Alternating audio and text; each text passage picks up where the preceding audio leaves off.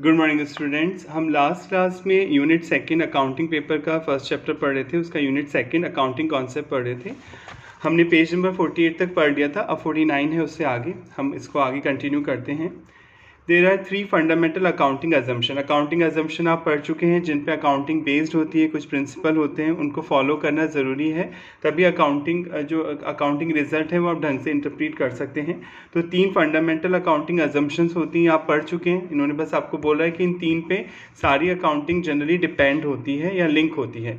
Going concern concept आप पढ़ चुके थे, आप ये पढ़ चुके हैं कि ये हमेशा अज्यूम किया जाता है बिजनेस करते समय कि हमारा बिजनेस अनंत काल तक चलेगा, यानी कोई डेफिनेट टाइम पीरियड नहीं होगा। हर कोई यही सोच के अपना बिजनेस स्टार्ट करता है कि वो लंबे समय तक चलेगा।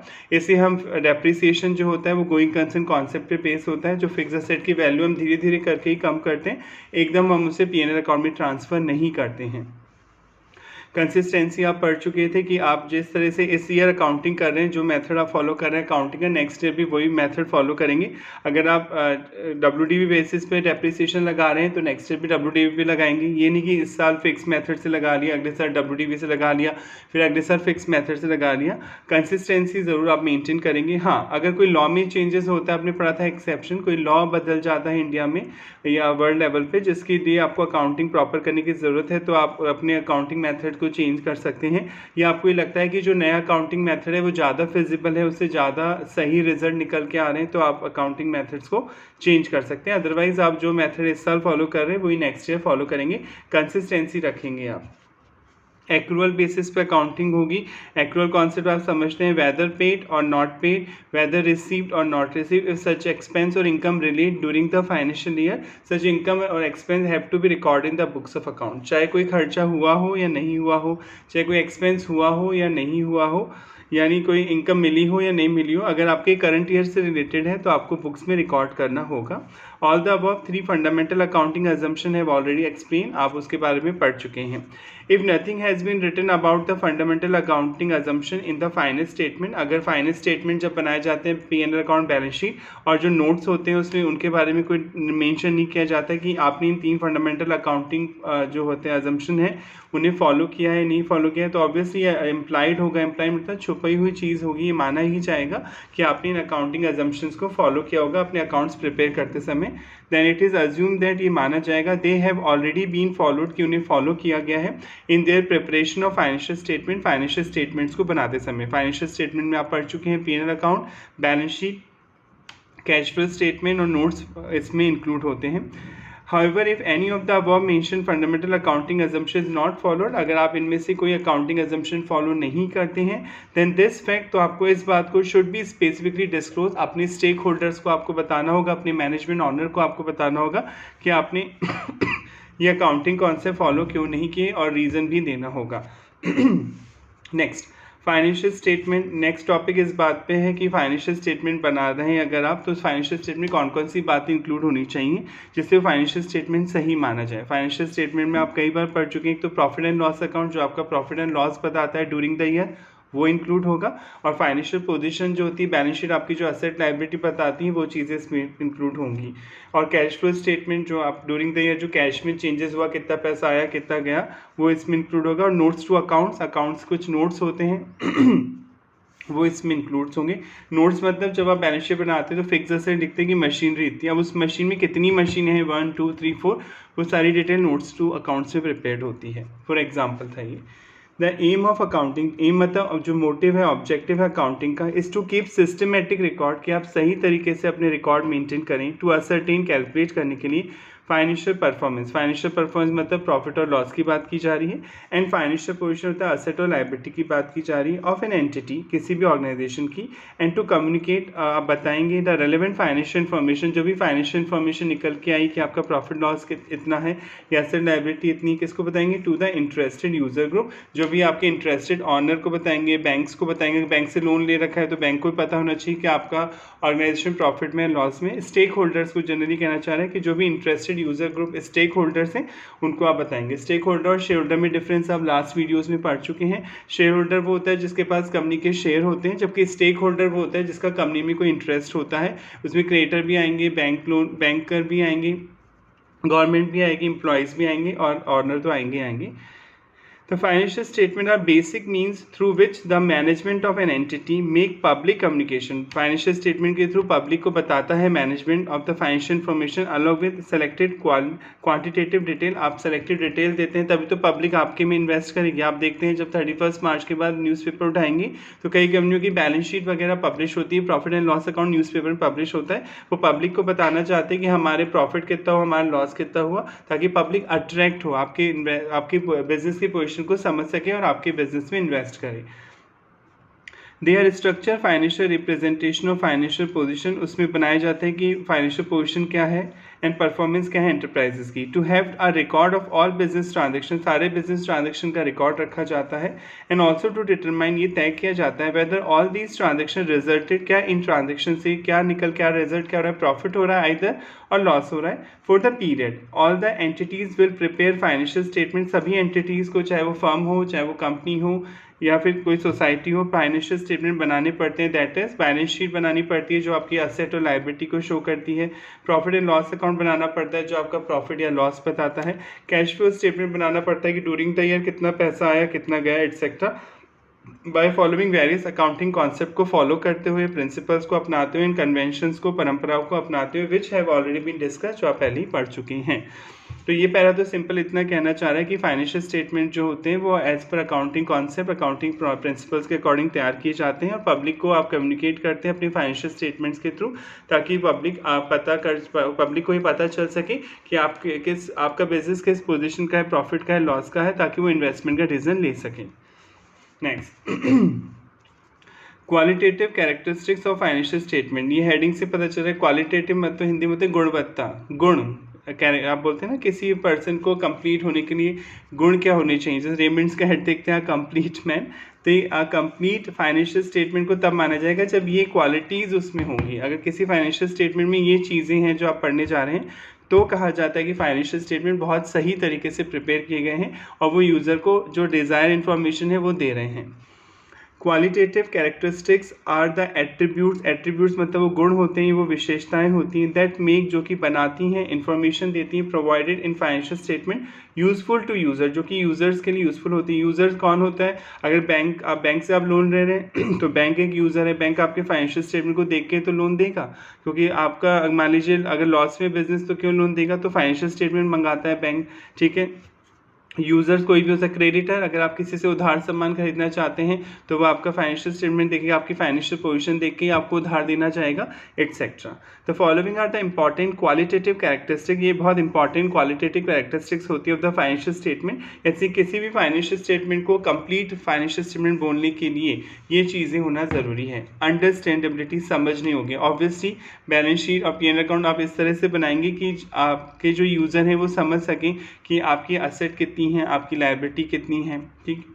एन इसेंशियल क्वालिटी, जो सबसे महत्वपूर्ण क्वालिटी है इंफॉर्मेशन प्रोवाइडेड, जो कि सूचनाएं दी गई हैं financial statement, is that it must be readily understandable by user. ये बहुत सिंपली तरीके से यूज़र को समझ में आने चाहिए. फॉर दिस पर्पज, इसके लिए इट इज़ अज्यूम दैट, ये अज्यूम किया जाता है user have a reasonable knowledge of business, कि आपको बिजनेस की थोड़ी बहुत नॉलेज है. जो आप अब तभी तो समझ पाएंगे. पहले से आपको ये नहीं पता है कि एसेट क्या है, लायबिलिटी क्या है, तो कैसे समझेंगे. थोड़ी बहुत नॉलेज होनी चाहिए, रीजनेबल नॉलेज होनी चाहिए बिजनेस की. इकोनॉमिक एक्टिविटी, देश में क्या इकोनॉमिक एक्टिविटीज़ चल रही हैं, एंड अकाउंटिंग की नॉलेज होनी चाहिए. And study the information with reasonable diligence. Diligence होता है बहुत बुद्धिमानी से किसी चीज़ को डीप में जाके एनालाइज करना. तो अगर आपको बिजनेस की नॉलेज होगी, इकोनॉमिक एक्टिविटीज़ की नॉलेज होगी, अकाउंटिंग की नॉलेज होगी, तभी आप डिलीजेंसली केयरफुल तरीके से समझ पाएंगे उन फाइनेंशियल इन्फॉर्मेशन को. इन्फॉर्मेशन अबाउट कॉम्प्लेक्स मैटर, कुछ चीज़ें टिपिकल होती हैं, that should be include in financial statement, जो कि फाइनेंशियल स्टेटमेंट में इंक्लूड होनी चाहिए बिकॉज ऑफ इट्स रेलेवेंस, क्योंकि उनका रेलेवेंस होता है, रिलेटेड होती हैं. Economic decision making needs of user should not be excluded, उन्हें नहीं छोड़ना चाहिए. Merely on the ground that, इस आधार पर that it may be too difficult for certain user to understand, कि कुछ यूज़र उन्हें समझ नहीं पाएंगे. यानी कोई इन्फॉर्मेशन है जो बहुत इंपॉर्टेंट है, तो ठीक है, तो आप वो फाइनेंशियल स्टेटमेंट में इंक्लूड करेंगे वो इन्फॉर्मेशन, भले वो कितनी कॉम्प्लेक्स क्यों ना समझने में, क्योंकि कई बार टेक्निकल बंदे की नीड होती है. ठीक है। जैसे कोई हॉस्पिटल है, उसमें ऑक्सीजन कंज्यूम होती है, हॉस्पिटल में आप देखते हैं ऑक्सीजन का प्लांट है, ऑक्सीजन कंज्यूम होती है। अब ऑक्सीजन कंज्यूम हुई 2 करोड़ की, अब दो कैसे पता चलेगा कितने पेशेंट पे कितनी ऑक्सीजन कंज्यूम हुई? तो ये कॉम्प्लेक्स मैटर है, इसके लिए एक टेक्निकल बंदा चाहिए अकाउंटिंग टीम के में, जो इंजीनियर मतलब टेक्निकल बंदा जो इंजीनियर होगा, जो असेस करेगा, कैलकुलेट करेगा कि पर पेशेंट कितनी ऑक्सीजन की नीड होती है। एक अकाउंटेंट तो नहीं पता कर सकता ना। तो ये कॉम्प्लेक्स मैटर है कुछ, ये तो मैंने एक एग्जाम्पल दिया कि कुछ कॉम्प्लेक्स मैटर होते हैं जो फाइनेंशियल स्टेटमेंट में लिखने ही पड़ेंगे। आप हटा थोड़ी सकते हो कि ऑक्सीजन पे 2 करोड़ का खर्चा हुआ, अपने पीएनएल से हटा दो, नहीं, वो तो लिखना ही पड़ेगा। भले यूजर को नहीं समझ में आ रहा है कि भाई ये 2 करोड़ का खर्चा किस बेस पे हुआ, पर वो इन्फॉर्मेशन आपको देनी होगी, क्योंकि वो यूज़र के डिसीजन को अफेक्ट कर सकती हैं। क्योंकि अगर आपने कोई एक्सपेंस नहीं लिखा पीएनएल में, तो एक्सपेंस कम हो जाएंगे, इनकम बढ़ जाएगी, तो यूज़र को लगेगा कि आपके बिजनेस प्रॉफिटेबल है उतना, पर एक्चुअल में उतना नहीं है।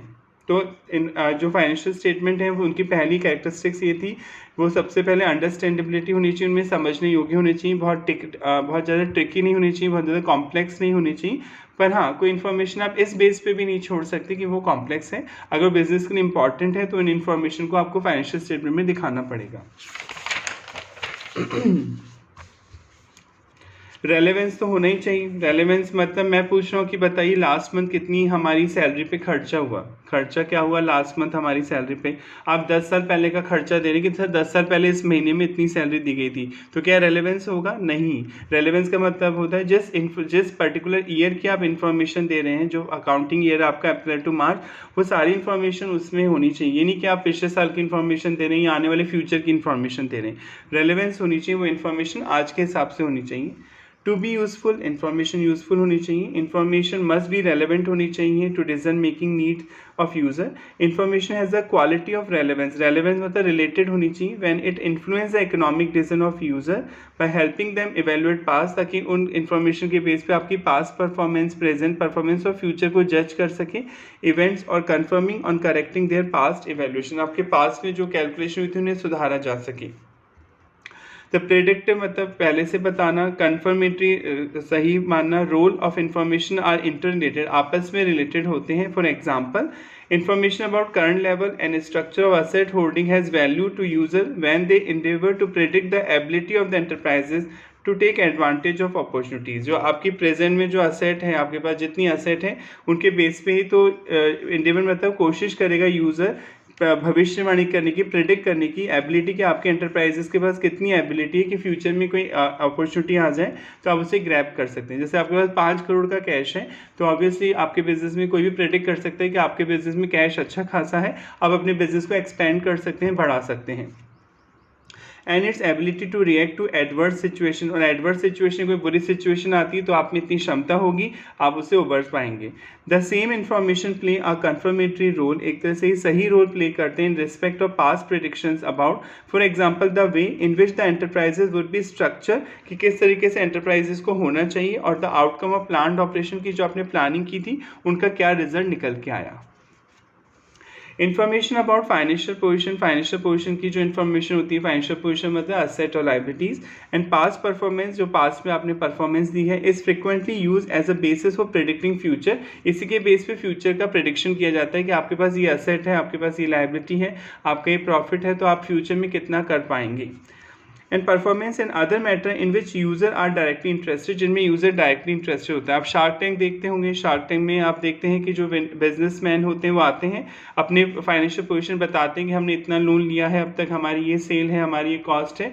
तो जो यूज़र होते हैं, जो शार्क्स होती हैं, वो डिसाइड करती हैं कि उन्हें इन्वेस्टमेंट करना है या नहीं करना है। And other matter which are user directly interested, such a dividend कितना दिया, डिविडेंड मतलब रिटर्न कितना दिया आपने ऑनर को, वेजेस का क्या पेमेंट कर रहे हैं आप, सैलरी कितने दे रहे हैं, पूछते हैं ना सैलरी कितना दे रहे हैं आप, ठीक है, शेयर प्राइस क्या चल रहा है, मूवमेंट बढ़ रहा है, घट रहा है। And the ability of the enterprises, कि आप में कितनी क्षमता है टू मीट मतलब फुलफिल करना इट्स कमिटमेंट, की जो आपने कमिटमेंट की है एज दे फॉल ड्यू, अगर वो ड्यू हो गया, अगर कमिटमेंट मतलब चुकाने का टाइम आ गया पैसा, तो आप कितने एबल हैं एंटरप्राइजेस, ये सारी इन्फॉर्मेशन देखी जाती हैं। टू हैव प्रेडिक्टिव वैल्यू, अगर कोई भविष्यवाणी करी है, आपने कोई वैल्यू को पहले ही बताया है। Information need not be in the form of an explicit forecast, ये कोई सिंपली भविष्यवाणी नहीं होनी चाहिए। जब भी आप प्रेडिक्टिव वैल्यू बताते हैं, आप प्रेजेंट के बेस पे बताते हैं। आप शार्क टैंक देखते होंगे, नहीं भी देखते तो कोई बात नहीं, उसमें काफ़ी चीज़ें आती हैं कॉमर्स की। सपोज कोई कह रहा है कि मेरी 4 लाख सेल है अभी, और नेक्स्ट मंथ मैं 50 लाख कर लूँगा, तो ऐसा पॉसिबल है? बिल्कुल पॉसिबल नहीं है, एक्सेप्ट बहुत एक्सेप्शनल केस ना हो। 4 लाख अभी सेल है, अगले महीना 50 कैसे कर लोगे?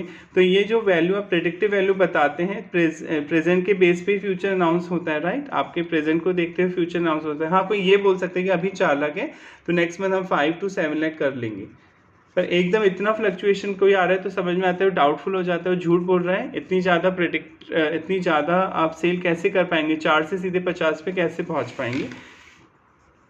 तो ये फोरकास्ट एक्सप्लिसिट फोरकास्ट नहीं होना चाहिए, सिंपली भविष्यवाणी होनी चाहिए। आपके पास बेस होना चाहिए कि इस बेस पे आप ये कह रहे हैं कि मेरी 4 से 50 लाख हो जाएगी सेल। आपके पास कितने ऑर्डर आए, आपको बताना होगा ऑर्डर स्ट्रक्चर कि भाई इतने इतने ऑर्डर मेरे पास आ चुके हैं, तभी मैं भविष्यवाणी कर रहा हूँ। The ability to make prediction, अगर आप प्रेडिक्शंस कर रहे हैं, भविष्यवाणी कर रहे हैं, बता रहे हैं फ्यूचर के बारे में, from financial statement is enhance. However, मतलब फाइनेंशियल स्टेटमेंट से आप फ्यूचर को बता सकते हैं, प्रेडिक्शंस कर सकते हैं कि अभी मेरी ये सेल है तो फ्यूचर में ये सेल हो सकती है। However, by the manner in which information of past transaction and event is display, आप पर ये इस बात पे डिपेंड करेगा कि अपनी पास्ट ट्रांजेक्शन को आप किस तरीके से शो कर रहे हैं। For example, the predictive value of a statement of profit and loss is enhanced if unusual, abnormal and infrequent item of income and expense are separately disclosed। ठीक है, जो आपका प्रॉफिट एंड लॉस है, ठीक है, उसका प्रॉफिट और loss है वो इन्हांस हो जाएगा, बढ़ जाएगा। कोई अनयूजुअल एबनॉर्मल आइटम है तो आपको उसे अलग से शो करना चाहिए, उसके बेस पे भविष्यवाणी नहीं करनी चाहिए। ये लाइन ये कह रही है, जैसे सपोज आपने लॉटरी का टिकट खरीदा और 50 लाख की लॉटरी लग गई बिजनेस के नाम से, और आपने इनकम बिजनेस की इनकम में दिखा दी, क्योंकि बिजनेस के नाम से लॉटरी का टिकट खरीदा था तो बिजनेस में आएगी। तो ये अनयूजुअल इनकम, ये रेगुलर थोड़ी होगी इनकम, ये एबनॉर्मल इनकम है, पर आपने प्रॉफिट में जोड़ दिया तो बिजनेस के प्रॉफिट एकदम से उठेंगे, जंप आएगा, तो आपको लगेगा वाह अच्छी बात है तो प्रॉफिट हो गया। पर क्या ये हर साल होगा? तो इसको आप ऐसी इनकम जो अनयूजुअल मैनर की हैं, जो एबनॉर्मल नेचर की, उन्हें प्रेडिक्शन करते समय कि फ्यूचर में हमारा बिजनेस किस रेट से बढ़ेगा, उन इनकम को हटा देना चाहिए। ये लाइन ये कहना चाह रही है कि जब भी आप फ्यूचर का प्रेडिक्शन कर रहे हैं प्रेजेंट के बेस पे कि हम अभी इतना कमा रहे हैं तो फ्यूचर में हम इतना कमाएंगे, तो कोई एबनॉर्मल इनकम है जो आपके प्रॉफिट में है, कोई अनयूजुअल इनकम है जो आपके प्रॉफिट में है, तो उसको हटा दीजिए, उसको कैलकुलेशन में काम में नहीं लीजिए। तो पहला था अंडरस्टैंडेबिलिटी होनी चाहिए कि जो आप इंटरेस्टेड पार्टीज़ हैं वो आपके फाइनेंशियल स्टेटमेंट को समझ सकें। दूसरा था रेलेवेंस होनी चाहिए कि जो इन्फॉर्मेशन आप बताना चाह रहे हैं यूज़र को वो रेलेवेंट होना चाहिए ताकि वो फ्यूचर के बारे में प्रेडिक्शन कर सकें। रिलायबल होना चाहिए, ऑब्वियसली हर इन्फॉर्मेशन रिलायबल होनी चाहिए कि जिस सोर्स से वो आपको मिल रही है वो सही होना चाहिए, थोड़ी कि आप हवा में ही बता रहे हैं। ठीक है, अगर आपको किसी के बारे में कुछ पता चलता है कि सपोज़ कोई कहता है कि आपने जो प्लॉट खरीदा था कहीं पर वो उस प्लॉट पे कब्जा हो गया, कोई गुंडे आके आपके प्लॉट पे कब्जा कर रहे हैं, कोई बंदा आपको ही कहता है, तो क्या आप उस पर विश्वास करेंगे? नहीं, पहले आप उसका ऑथेंटिसिटी देखेंगे कि वो कितनी ऑथेंटिक है इन्फॉर्मेशन, आप खुद पता करेंगे, उसके बाद रिलायबल होंगे। ठीक है, तो इसी तरह फाइनेंशियल इन्फॉर्मेशन में जो भी आप बताती हैं ऑर्गेनाइजेशन कि हमारे पास ये असेट है, ये लायबिलिटी है, तो वो सही डेटा देगी, वो रिलायबल होनी चाहिए, झूठा डेटा नहीं दिया जाएगा। To be useful information must also be reliable, information विश्वसनीय होनी चाहिए, सही होनी चाहिए। Information has the quality of reliability, information जो भी दे रही है फाइनेंशियल इन्फॉर्मेशन आप दे रहे हो रिलायबल होनी चाहिए। When it is free from material error, कोई एरर नहीं होना चाहिए, इंपॉर्टेंट मटेरियल मतलब इंपॉर्टेंट एरर नहीं होना चाहिए, बायस नहीं होनी चाहिए, अपने मन से कोई एजम्पशन नहीं होनी चाहिए, can be dependent upon by user to represent faithfully होनी चाहिए ताकि यूज़र विश्वास कर सके। That which it either purports to represent, वो आपको रिप्रेजेंट करें और could reasonably be expected to represent, यानी जो इन्फॉर्मेशन है वो बिल्कुल सही होनी चाहिए। इन्फॉर्मेशन में भी रेलेवेंट, इन्फॉर्मेशन रेलेवेंट हो सकती है but so unreliable in nature, अगर वो अनरिलायबल है नेचर में, और रिप्रेजेंटेशन दैट इट्स रिकॉग्निशन में भी पोटेंशियल मिसलीडिंग, यानी इन्फॉर्मेशन अनरिलायबल भी हो सकती है और मिसलीडिंग भी हो सकती है। For example, if the validity and amount of claim for damage under legal action against the enterprises, आपके खिलाफ किसी ने केस कर रखा है, कोई लीगल केस कर रखा है, कोई क्लेम कर रखा है डैमेज का, तो आपके खिलाफ लीगल एक्शन लीगल केस कर रखा है, आर हाईली अनसर्टेन, अभी पता नहीं ना आपको कितना पैसा देना पड़ सकता है। It may be inappropriate for the enterprises to recognise the amount of claim in the balance sheet, आप अभी बैलेंस शीट में तो बता नहीं सकते कि इतना पैसा देना पड़ेगा। Although it may be appropriate to disclose the amount and circumstances of the claim, पर आपको नोट्स में ज़रूर बताना चाहिए, इसे डिस्क्लोज करना चाहिए अपने ऑनर को कि हमारे ऊपर किसी ने केस कर रखा है और अगर हम हार गए तो शायद इतने रुपए देने पड़ जाएंगे। अभी आप उसे एक्चुअल में तो मान नहीं सकते, आप उसे लॉस तो नहीं दिखा सकते प्रॉफिट एंड लॉस अकाउंट में, पर ये सलाह दी जाती है। आपने पढ़ा था कंजर्वेटिज्म अप्रोच कि फ्यूचर में जो लॉसेस होने वाले हैं आप उनको पहले से एस्टिमेट करके चलिए। इन्हें कंटीजेंट लायबिलिटी बोलते हैं। कंटीजेंट लायबिलिटी मतलब ऐसी लायबिलिटी जो किसी इवेंट पर डिपेंड करती है, जब वो इवेंट होगा फ्यूचर में वो घटना होगी तभी पता चलेगा वो लायबिलिटी बनी या नहीं बनी। जैसे आप पे किसी ने केस कर रखा है और अगर आप जीत गए तो 10 लाख रुपए मिलेंगे और हार गए तो आपको देने पड़ेंगे 10 लाख, तो ये कंटीजेंट लायबिलिटी है। प्रॉफिट को तो आप पहले से कभी अज्यूम नहीं करेंगे, एज पर कंजर्वेटिज्म अप्रोच आप पढ़ चुके हैं। रूढ़िवादी अवधारणा कंजर्वेटिज्म अप्रोच क्या बोलती है कि फ्यूचर में जो प्रॉफिट होने वाला है, फ्यूचर में जो अमाउंट आपको मिलने वाला है, जो आप जिसको लेके आप श्योर नहीं है उसे अभी आप रिकॉर्ड नहीं करेंगे। हाँ, लॉसेस जो होने वाले हैं फ्यूचर में आप उसे अभी से रिकॉर्ड करके चलेंगे। तो इन्फॉर्मेशन हमेशा रिलायबल होनी चाहिए, रिलायबल मतलब विश्वसनीय होनी चाहिए, सही होनी चाहिए। जो फाइनेंशियल स्टेटमेंट में आप बता रहे हैं वो मिसलीडिंग नहीं होनी चाहिए। तो पहला था अंडरस्टैंडेबिलिटी होनी चाहिए, आपकी समझने योग्य होनी चाहिए फाइनेंशियल स्टेटमेंट, रेलेवेंस होनी चाहिए, जो इन्फॉर्मेशन जो है रिलेवेंट होनी चाहिए और रिलायबल होनी चाहिए। फोर्थ है कंपेरेबिलिटी। कंपेरेबिलिटी तो होनी चाहिए, तभी तो आप कंपेयर कर पाएंगे ना कि मेरी जो कंपनी है, जैसे टाटा भी सेम प्रोडक्ट बना रही है और आप भी सेम प्रोडक्ट बना रहे हैं, तो दोनों की बैलेंस शीट को कंपेयर जब आप करेंगे तो एक जैसे वे में आप इनको इन्फॉर्मेशन प्रोवाइड करेंगे। ये थोड़ी कि टाटा अपनी अकाउंटिंग अलग तरीके से कर रही है तो आप दूसरे तरीके से करेंगे, तो फिर आप कैसे कंपेयर कर पाएंगे अपनी फाइनेंशियल पोजीशन को। और आप एक साल के अकाउंट जिस बेस पे बना रहे हैं नेक्स्ट ईयर का अकाउंट भी उसी बेस पे बनाएंगे, ये तो आप पढ़ चुके हैं। आप हमेशा कंसिस्टेंसी लेके चलेंगे। User must be able to compare the financial statement of an enterprise through time in order to identify trend in its financial position. आप फाइनेंशियल पोजीशन का ट्रेंड देखते हैं कि लास्ट ईयर आपकी बैलेंस शीट में asset कितनी थी और अभी कितनी होगी, हर साल आप कंपेयर करते हैं। परफॉर्मेंस देखते हैं, performance profit and loss, cash flow देखते हैं कितना पैसा आया था लास्ट ईयर, अभी कितना आया। User must also be able to compare the financial statement of different enterprises. आप अपनी कंपनी की बैलेंस शीट दूसरी कंपनी की बैलेंस शीट से कंपेयर करते हैं, ऑल्दो वो सेम बिजनेस कर रही हो तभी तो होगा कंपैरिजन। अगर आप कपड़े का बिजनेस कर रहे हैं, वो बर्तन का बिजनेस कर रही है, तो कंपैरिजन नहीं होगा। हाँ, सेम इंडस्ट्री में आप कंपेयर कर सकते हैं। In order to evaluate their relative financial position, की आपकी उसकी रिलेटिव फाइनेंशियल पोजीशन मतलब आपकी तुलना में, उसकी तुलना में, उस कंपनी की तुलना में आपकी फाइनेंशियल पोजीशन कितनी है, आपके पास एसेट ज़्यादा है, लायबिलिटी ज़्यादा है। Performance and cash flow, hence measurement and display of financial effect like transaction and other event must be carried out in a consistent way. आपको कंसिस्टेंट वे में दिखाना चाहिए, हर साल चेंजेस नहीं करने चाहिए, अकाउंटिंग मेथड एक जैसे फॉलो करनी चाहिए throughout an enterprises and over time for that enterprises in a consistent way for different enterprises.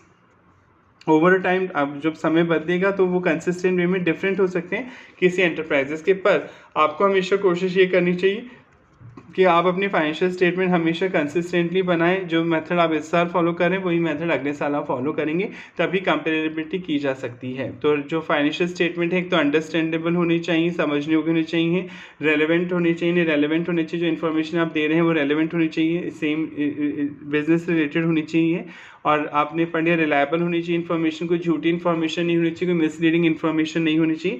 Comparability होनी चाहिए, नहीं आप जिस बिजनेस में हैं और कोई दूसरी कंपनी भी उसी बिजनेस में, तो आप उस कंपनी से अपने आप को कंपेयर कर सकें कि आप ज़्यादा अच्छी पोजीशन में हैं या वो ज़्यादा अच्छी पोजीशन में है। और अगर आप दूसरे से भी कंपेयर नहीं कर रहे तो आप नेक्स्ट ईयर से कंपेयर कर सकें, लास्ट ईयर से, कि आपका लास्ट ईयर प्रॉफिट था और इस साल ये प्रॉफिट है, बढ़ा है तो क्यों बढ़ा है, घटा है तो क्यों घटा है। An important implication of qualitative characteristic और comparability is that, इसकी मेन बात क्या होती है, user be inform of accounting policies, पता चलती हैं यूज़र को कि आपने जो एम्प्लॉयड चूज़ करी हैं, जो लगा कर रखी है accounting policy in the preparation of financial statement. Any changes those policy, अगर आप कोई पॉलिसी में चेंज करते हैं, the effect of such changes, आपको बताना पड़ता है कि चेंजेस करने से क्या फ़र्क पड़ा आपके फाइनेंशियल स्टेटमेंट में, प्रॉफिट बढ़ा या घटा। जैसे आपने पहले WDV से लगाते थे डेप्रिसिएशन, अब आप फिक्स मेथड यानी स्ट्रेट लाइन मेथड से लगाने लग गए, तो प्रॉफिट पे क्या इफेक्ट पड़ा वो आपको बताना होगा यूज़र को, ऑनर को, इंटरेस्टेड पार्टीज़ को, कि प्रॉफिट बढ़ा या घटा। User need be able to identify differences, user इसको देखना पड़ेगा क्या डिफरेंस आ रहा है between the accounting policy for live transaction and other event use by same enterprises, की दूसरी कंपनियां क्या मेथड यूज़ कर रही हैं और आप क्या यूज़ कर रहे हैं, from period to period and by different enterprises. Compliance with accounting standard, compliance मतलब लीगल रिक्वायरमेंट को फुलफिल करना। आपको अकाउंटिंग स्टैंडर्ड जो इशू किए गए हैं सी इंस्टीट्यूट द्वारा या जो एमसीए की जो साइट है मिनिस्ट्री ऑफ कॉर्पोरेट अफेयर द्वारा, उनके जो अकाउंटिंग स्टैंडर्ड हैं आपको उन्हें फुलफिल करना होगा। इंक्लूडिंग द डिस्क्लोजर देना होगा accounting policy use by enterprises, की कौन कौन सी अकाउंटिंग पॉलिसी आपने यूज़ की उनका डिस्क्लोजर देना होगा। हेल्प टू अचीव कंपेरेबिलिटी, ताकि कंपेयर किया जा सके कि आप सही कर रहे हैं या दूसरी कंपनियाँ सही कर रही हैं। The need for comparability should not be confused with mere uniformity. Uniformity से लेकर confuse, equality का मतलब यहाँ comparability नहीं है। Comparability का मतलब है कि आप अपनी information को इस तरह से present करेंगे कि आप last year का भी comparison कर सकें। जैसे year 2020 है और अब ईयर चल रहा है 2024, तो आप पता करेंगे कि 2020 में हमारी एसेट लाइबिलिटी क्या थी और 2024 में क्या एसेट लाइबिलिटी है, तभी आप कंपेयर कर पाएंगे कि लास्ट 4 ईयर में आपका बिजनेस बढ़ा है या घटा है। and should not be allowed to become an impediment to the introduction of improved accounting standard। ठीक है, आपको जो ऐसा नहीं करना चाहिए कि आप कंपैरिजन जब करने जा रहे हैं तो इस लाइन का मतलब ये है कि जो इम्प्रूव्ड अकाउंटिंग स्टैंडर्ड है उन्हें आपको इंक्लूड करना चाहिए अपने रिकॉर्ड्स को मेंटेन करते समय अकाउंट्स में। It is not appropriate for enterprises, ये किसी भी एंटरप्राइजेस के लिए सही नहीं है to continue accounting in the same manner for a transaction और other event if policy adopted is not in keeping with the qualitative characteristics of relevance. अगर कोई अकाउंटिंग पॉलिसी जो रेलेवेंस नहीं है, मतलब वो सही नहीं और रिलायबल नहीं है, वो इन्फॉर्मेशन नहीं दे रही है, तो आप उस अकाउंटिंग पॉलिसी को फॉलो नहीं करेंगे। इट इज़ ऑल्सो इनअप्रोप्रिएट, ये कहना भी गलत है, इनअप्रोप्रिएट होगा, गलत होगा for enterprises to leave its accounting policy unchanged when more relevant and reliable alternative exist, कि आप अपनी अकाउंटिंग पॉलिसी को कभी चेंज नहीं करेंगे। यानी लाइन कहना चाह रही है आप अपनी अकाउंटिंग पॉलिसी को चेंज करेंगे अगर आपको लगता है कि आप दूसरी अकाउंटिंग पॉलिसी से ज़्यादा सही और रिलायबल इन्फॉर्मेशन आ सकती है तो। यानी ये पैरा ही कहना चाहता है कि अगर इम्प्रूव्ड अकाउंटिंग स्टैंडर्ड अवेलेबल है या कोई ऑल्टरनेटिव मेथड अवेलेबल है जिससे ज़्यादा सही तरीके से अकाउंटिंग की जा सकती है, तो आप अपने अकाउंटिंग को चेंज कर सकते हैं। रिजिड नहीं होना है, पत्थर नहीं बनना है कि हम रिजिड हो गए, अड़ गए, नहीं, यही होगा। अगर इम्प्रूव्ड मेथड्स अवेलेबल हैं, ऑल्टरनेटिव एग्जिस्ट करते हैं और वो ज़्यादा सही है, रिलायबल है, रेलेवेंट है, तो आपको इन ऑल्टरनेटिव्स को यूज़ करना चाहिए। User wish to compare the financial position, आप यूज़र चाहते हैं कि वो आपकी फाइनेंशियल पोजीशन एसेट लायबिलिटी को कंपेयर करें, परफॉर्मेंस मतलब प्रॉफिट लॉस को कंपेयर करें, कैश फ्लो कितना पैसा आया, कितना गया enterprise over time.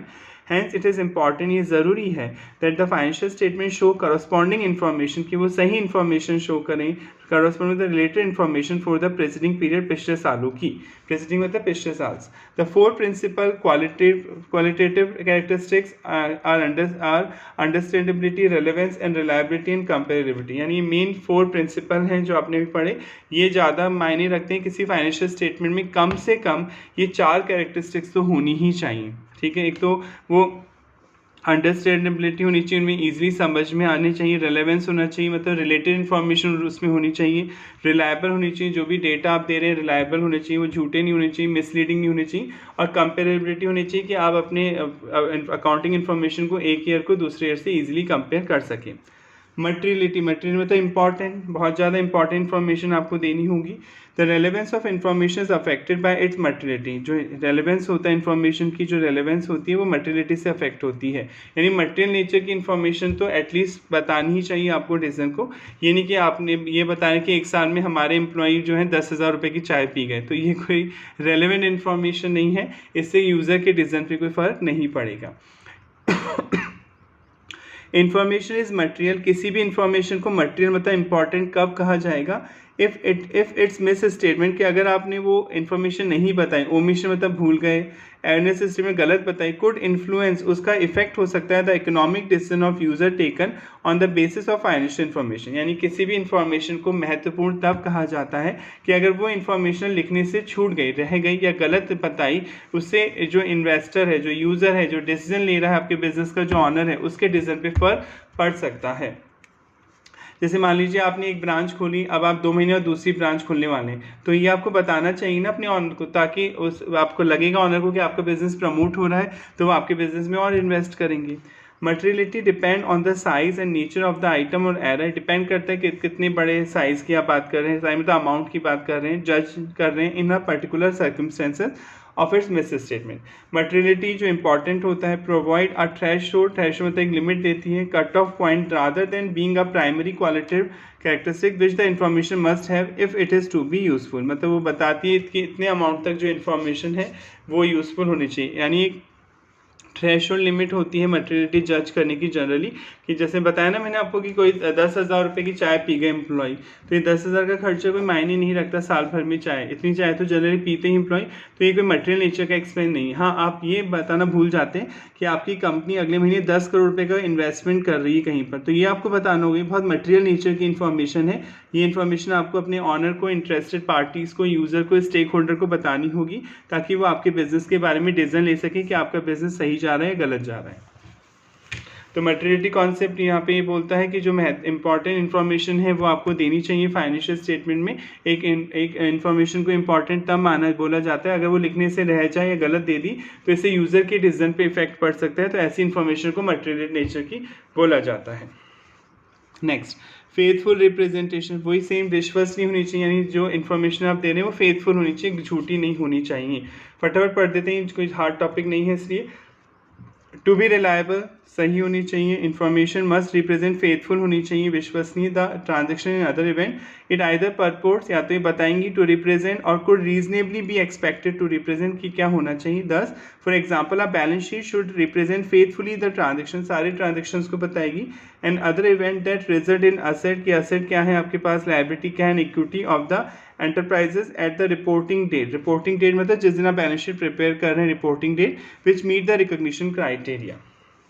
Most financial information is subject to some risk, जो भी आप इन्फॉर्मेशन देते हैं उसमें कुछ ना कुछ रिस्क होता है। Being less than a faithful representation of that which is purport to portray, आपको वो रिस्क को बताना होता है कि क्या रिस्क है वहाँ पर। जैसे आप म्यूचुअल फंड में इन्वेस्ट करते हैं तो एक लाइन आती है नीचे, फटाफट बोलता है आदमी कि mutual fund subject to market risk. This is not due to bias, कोई बायस नहीं है, मनगढ़ंत बात नहीं है, मन से अज्यूम नहीं कर रहे हैं, but rather to inherent difficulties, की कुछ इनहेरेंट छुपी हुई डिफिकल्टीज़ होती हैं either in identifying the transaction, जो आपको पहचानी होती है transaction, and other event to be measure, और in devising and applying measurement, आपको वो तरीके चुनने होते हैं, प्रेजेंटेशन टेक्निक बतानी होती है, दैट कैन कन्वे मैसेज, जो मैसेज दे सकती हैं, that correspondent with those transaction and events, मतलब वो टेक्निक आपको चुननी चाहिए जिनसे सही तरीके से सही इंफॉर्मेशन प्रेजेंट हो सके। In certain case, the management of the financial effect of item could be so uncertain, कई बार मैनेजमेंट को जो मेजरमेंट होता है फाइनेंशियल इफेक्ट का वो अनसर्टेन होता है, आप सही वैल्यू नहीं पता कर पाते। Then enterprises generally would not recognise them in the financial statement, तो आपको उन्हें अपने फाइनेंशियल स्टेटमेंट शो नहीं करना चाहिए। आप उन्हीं चीज़ों को अपने फाइनेंशियल स्टेटमेंट दिखाएंगे जिनकी वैल्यू आप सही तरीके से कैलकुलेट कर पा रहे हैं। अगर किसी चीज़ की वैल्यू आप नहीं कैलकुलेट कर पा रहे हैं या आप श्योर नहीं है उसकी सही वैल्यू कैलकुलेट आपने की है, तो आप उस वैल्यू को अपने फाइनेंशियल स्टेटमेंट में नहीं दिखाएंगे। फॉर एग्जाम्पल, ऑल दो most enterprises generate goodwill internally over time, goodwill आप समझते ही हैं, अच्छे काम से, अच्छे नाम से, अच्छे प्रोडक्ट से गुडविल आपकी ख्याति जनरेट होती है। It is usually difficult to identify, पर उसे कैलकुलेट करना बहुत डिफिकल्ट है, मेजर करना बहुत डिफिकल्ट है गुडविल को। In other cases however it may be relevant to recognise item and to disclose the risk of error surrounding of their recognition and measurement, और इसी तरह आप बता नहीं पाएंगे कि किस तरह का रिस्क उसमें इन्वॉल्व है। तो ये पैरा ये कहना चाहिए कि फेथफुल होनी चाहिए इन्फॉर्मेशन। अगर कोई इन्फॉर्मेशन ऐसी है जो आप जिसको आप कैलकुलेट नहीं कर पा रहे हैं, चाहे वो कोई लॉस हो चाहे वो कोई इनकम हो, तो आप उसे कभी भी नहीं दिखाएंगे अपनी बैलेंस शीट फाइनेंशियल स्टेटमेंट में। Substance over form, substance over form मतलब कि आप सारे ट्रांजेक्शन को दिखाएंगे अपने फाइनेंशियल स्टेटमेंट में जो डिसीजन पे इफेक्ट डाल सकते हैं, जो इंपॉर्टेंट होते हैं। If information to represent faithfully, अगर आपने इन्फॉर्मेशन को सही दिखाया है, the transaction other event that it purports, जो बताते हैं to represent, it is necessary that, ये ज़रूरी है, they are accounted for and presented according with their substance and economic reality, कि वो जित इंपॉर्टेंट है उसके अकॉर्डिंग दिखाया जाएगा, and not mainly their legal form, कि वो लीगली ज़रूरी है शो करना है, ऐसे नहीं। जो चीज़ें ज़रूरी हैं उन्हें आप दिखाएंगे अपने फाइनेंशियल स्टेटमेंट में, भले वो लीगल हो, यानी अगर लॉ बोल रहा है कि दिखाना पड़ेगा तब भी, और नहीं भी बोल रहा है तो भी उन चीज़ों को आपको अपने फाइनेंशियल स्टेटमेंट में दिखाना चाहिए। द सब्सटेंस ऑफ ट्रांजेक्शन और other event is not always consistent with that which is apparent from their legal और कंट्रीव्ड फ्रॉम। ये जरूरी नहीं है कि सारे ट्रांजेक्शन को आप लीगली बेस पे ही शो करें। For example where right and beneficial interest in immovable property are transfer. हाँ, इसे भी समझ लें। जैसे कोई बिल्डिंग है, इमूवेबल प्रॉपर्टी बिल्डिंग और लैंड ही होती है जो ज़मीन से परमानेंट अटैच है, उसे इमूवेबल प्रॉपर्टी बोलते हैं, अचल संपत्ति। ये आपके पास बैलेंस शीट में असेट साइड में आपने दिखा रखी 10 करोड़ की, पर आपने इस बिल्डिंग को बेच दिया है, सामने वाली पार्टी से पैसे भी ले लिए, पर अभी लीगल फॉर्मेलिटी पेंडिंग है, यानी अभी आपने रजिस्ट्री नहीं हुई। रजिस्ट्री तो समझते हैं आपके नाम से प्रॉपर्टी दूसरे के नाम ट्रांसफ़र होगी, इसे आपको रजिस्ट्री करानी पड़ेगी, वो अभी पेंडिंग है। पर अभी भी आपने ये ज़मीन अपनी बैलेंस शीट में शो कर रखी है, तो ये गलत है बिल्कुल। केवल लीगल फॉर्मेलिटीज़ तो पेंडिंग है ना, आपने उसे बेच दिया है, पैसे भी ले लिए सामने वाली पार्टी से, तो आप ये गलत बना रहे हैं अपनी फाइनेंशियल स्टेटमेंट। आपको ये हटाना चाहिए अपने फाइनेंशियल स्टेटमेंट से, लैंड एंड बिल्डिंग को शो नहीं करना चाहिए, यही बोल रहा है। For example where right and beneficial interest in any immovable property transfer, आपने राइट ट्रांसफर कर दिया, सामने वाले को दे दिया हक, but the documentation legal formalities are pending, पर अभी डॉक्यूमेंट्स पेंडिंग है, रजिस्ट्री नहीं हुई है। द रिकॉर्डिंग ऑफ एक्विजिशन और डिस्पोजल बाय ट्रांसफरी मतलब परचेजर एंड ट्रांसफर मतलब seller would in substance represent the transaction under to. तो आपको ये सब्सटेंशियल ट्रांजेक्शन इसे शो करना होगा, अपने इंटरेस्टेड ऑनर को बताना होगा कि ये जो लैंड एंड बिल्डिंग हमारी बैलेंस शीट में अब हमारी नहीं है, हम इसे बेच चुके हैं, बस एक फॉर्मेलिटी बाकी है, ताकि यूज़र को पता रहे कि ये लैंड एंड बिल्डिंग अब आपके लिए असेट नहीं है। नेक्स्ट, न्यूट्रलिटी मतलब समझते ही हैं, न्यूट्रल हो जाना, इक्वल देखेंगे आप, मन से मनगढ़ंत चीज़ें लिखेंगे आप, दिमाग से चीज़ें लिखेंगे फाइनेंशियल स्टेटमेंट में, सही खर्चे और इनकम को रिकॉर्ड करेंगे। टू बी रिलायबल, विश्वसनीय होने के लिए the information contain financial statement must be neutral होनी चाहिए, दैट इज फ्री फ्रॉम बायस। बायस मतलब मन से कुछ चीज़ मान लेना, ऐसा नहीं होगा। सबूतों के बेस पे जो खर्चे हुए, एक्चुअल बिल होंगे आपके पास, बिल से लिखेंगे, यानी मन से कोई मनगढ़ंत खर्चा आपने लिख दिया। बायस नहीं होना है आपको, फ्री फ्रॉम बायस मतलब मन से कोई अजम्पशन लेके नहीं लिखना है, सच में न्यूट्रल होना है। Financial statements are not neutral if by selection or presentation information they influence the making of decision or judgment in order to achieve a predetermined result or outcome। अगर आप पहले से मान लेते हैं कि हम ये ऐसा ही होता है, प्री डिटरमाइंड रिजल्ट आउटकम मानते हैं, तो आपके फाइनेंशियल स्टेटमेंट को न्यूट्रल नहीं कहा जाएगा। न्यूट्रल फाइनेंशियल इंफॉर्मेशन वो है जो बायस नहीं होनी चाहिए, किसी भी मनगढ़ंत अजम्पशन पे बेस नहीं होनी चाहिए, जो सही चीज़ है वो आपने दिखाई हो तो कहा जाता है कि वो न्यूट्रल है। प्रूडेंस तो आप समझते हैं, बुद्धिमानी प्रूडेंस अप्रोच भी पढ़ चुके हैं आप, ठीक है, जिसमें प्रूडेंस अप्रोच क्या बोलती थी कि फ्यूचर में कोई इनकम या लॉस इनकम होने वाली है तब तो आप उसे रिकॉर्ड नहीं करेंगे, पर फ्यूचर में जो एक्सपेंस या लॉसेस होने वाले हैं उनके लिए आप पहले से अरेंजमेंट करके चलेंगे और ये चीज़ बताएंगे, अपने ऑनर को डिस्क्लोज करेंगे। The prepare of financial statement have to contend with the uncertainties. जो फाइनेंशियल स्टेटमेंट प्रिपेयर करता है बहुत सारी अनसर्टेनिटी से डील करता है, अनिश्चितताओं से डील करता है, that inevitably surround many events and circumstances, जो बहुत सारी इवेंट से जनरेट होती है, such as the collectability of receival, जैसे डेटर से कितना पैसा आ जाएगा ये कोई बता सकता है कि कई बार बैड डेब्ट्स भी तो हो जाता है, तो ये डाउट में रहता है। The probable useful life of plant and machinery की लाइफ कितनी है, हो सकता है 10 साल चल जाए, कंपनी ने तो 10 साल की गारंटी दी है, पर कई बार मशीन ज़्यादा भी चल जाती है, 15 साल या कम हो जाए तो क्या होगा। And the warranty claim that में अगर, या वारंटी क्लेम क्या आने वाले हैं जो अकर होने वाले हैं। वारंटी समझते हैं कि अगर कोई प्रोडक्ट ख़राब हो गया, आपने जो बेचा कस्टमर को, उसमें कोई डिफेक्ट आ गया तो आपको सुधारना पड़ेगा, तो आप ये थोड़ी जज कर सकते हैं कितने % प्रोडक्ट में वारंटी क्लेम आएगा। तो ये बहुत सारी अनसर्टेनिटी से डील करना होता है एक अकाउंटेंट को जब वो अकाउंटिंग करता है। Such uncertainties are recognise by disclosure of their nature, आपको बताना होगा अपने ऑनर को, ये डिस्क्लोजर देना होगा नेचर एंड एक्सटेंड किस हद तक, and by exercise of prudence, आपको बुद्धिमानी यूज़ करनी पड़ेगी, अपना माइंड लगाना होगा in the preparation of financial statement को बनाते समय। Prudence is the inclusion of degree of caution. Prudence का मतलब होता है कि आप उतनी बुद्धिमानी यूज़ करें, उतना दिमाग लगाएं इन एक्सरसाइज ऑफ जजमेंट, निर्णय लेते समय, needed in making the estimates, अगर आप कोई अनुमान लगा रहे हैं, रिक्वायर्ड जो कि ज़रूरी है, under condition of uncertainty, such that asset और income are not over stated, आपको कभी भी इनकम और असेट को ज़्यादा नहीं दिखाना चाहिए, ओवर स्टेटेड नहीं करना चाहिए, एंड लाइबिलिटीज़ और एक्सपेंस आर नॉट अंडरस्टेड, और कभी भी लाइबिलिटी और खर्चों को कम नहीं दिखाना चाहिए। However the exercise of prudence does not allow, जो बुद्धिमानी की अप्रोच है वही कहती है, for example the creation of hidden reserve excessive provision, कभी भी हिडन रिजर्व छुपा हुआ प्रॉफिट नहीं बनाना चाहिए, एक्सेसिव प्रोविजन नहीं बनाना चाहिए। प्रोविजन आप समझते हैं कि फ्यूचर में कोई एक्सपेंस होने वाला है, उसके लिए हम पहले से कुछ पैसे जोड़ के चलते हैं, तो आप जैसे फ्यूचर में अगर 10 रुपये का नुकसान वाला है तो आप 10 रुपये का ही प्रोविजन बनाइए, आप 15 या 20 का क्यों बना रहे हैं, तो खर्चे बढ़ जाएंगे।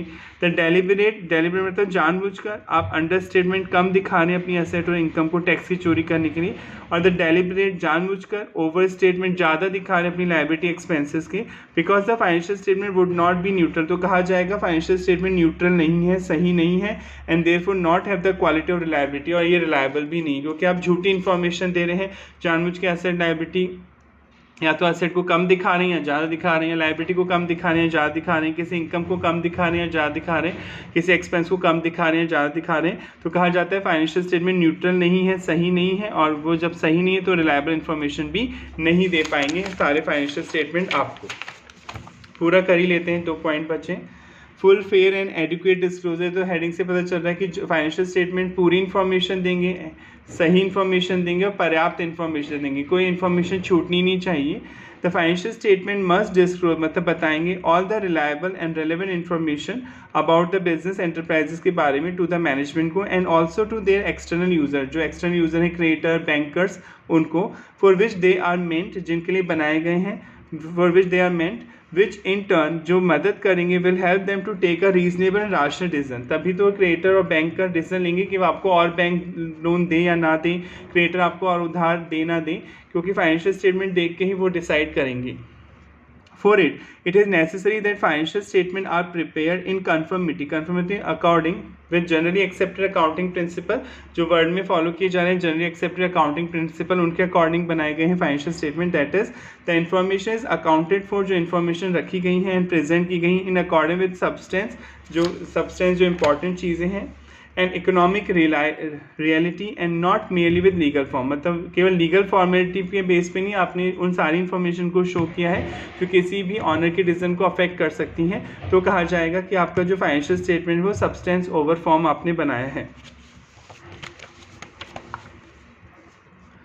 The disclosure should be full, आपको सारी इन्फॉर्मेशन पूरी दिखानी पड़ेगी, या कोई इन्फॉर्मेशन छोड़नी नहीं है आपको, इन फाइनल बताना होगा, so that user can correctly assess, ताकि यूजर कैलकुलेट कर सके the financial position of the enterprises. The principle of full disclosure का प्रिंसिपल ये कहता है कि सारी इन्फॉर्मेशन आपको दिखानी पड़ेगी। इम्प्लाइज बताता है that nothing should be omitted, मतलब भूलना कि आपको कोई इन्फॉर्मेशन छूटनी नहीं चाहिए, नहीं कि 10 असेट है तो 9 ही लिखी, एक लिखने से रह गई, तो कहा जाएगा फुल डिस्क्लोजर आप नहीं दे रहे हैं। While principle of fair disclosure implies, fair disclosure का क्या मतलब, इम्प्लाइज बताता है that all transaction recorded should be accounted in a manner, उस तरीके से आपको ट्रांजेक्शन्स को दिखाना है दैट फाइनेंशियल परपोर्ट की जो फाइनेंशियल स्टेटमेंट है परपोर्ट शो करें true and fair view of the result, सही प्रॉफिट और लॉस निकल के आए of the business of the enterprises, and adequate disclosure, सही इन्फॉर्मेशन बताई जाएंगी, दिखाई जाएंगी। इम्प्लाइज दैट एडिक्वेट डिस्क्लोजर क्या बोलता है, that information influencing the decision of user, ऐसी कोई भी इन्फॉर्मेशन जो किसी यूजर के डिसीजन को अफेक्ट कर सकती है शुड बी डिस्क्लोज, आपको दिखाना चाहिए in detail and should make sense, कि वो उसके बेस पे निर्णय ले सके कि आपके बिजनेस का सही जा रहा है या गलत जा रहा है। This principle is widely use in corporate organisation, ये फुल डिस्क्लोजर का जो फुल एडिक्वेट इन्फॉर्मेशन का जो प्रिंसिपल है और कॉर्पोरेट ऑर्गेनाइजेशन कंपनीज में यूज़ किया जाता है, because of separation in management owner, कोई कंपनी में शेयर होल्डर अलग होते हैं और डायरेक्टर अलग होते हैं, मैनेजमेंट अलग होता है डायरेक्टर्स, और ऑनर शेयर होल्डर अलग होते हैं।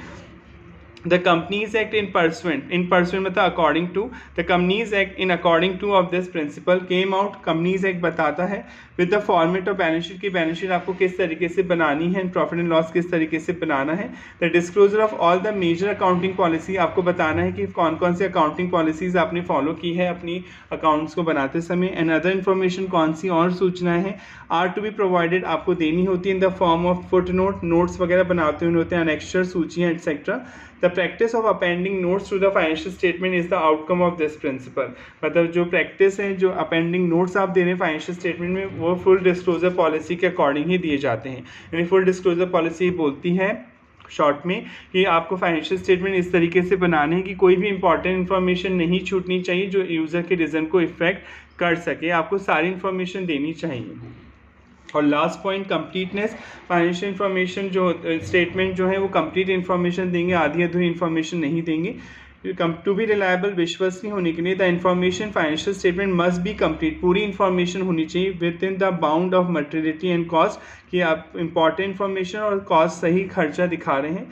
एंड ओमिशन अगर आप भूल जाते हैं can cause information to be false, अगर आप कोई भूल जाते हैं चीज़ तो माना जाएगा इन्फॉर्मेशन जो आप दे रहे हैं फॉल्स है, मिसलीडिंग, गलत है। एंड दस अनरिलायबल है, सही नहीं है। And deficient in terms of its relevance, और वो कुछ कमी है उस इंफॉर्मेशन में।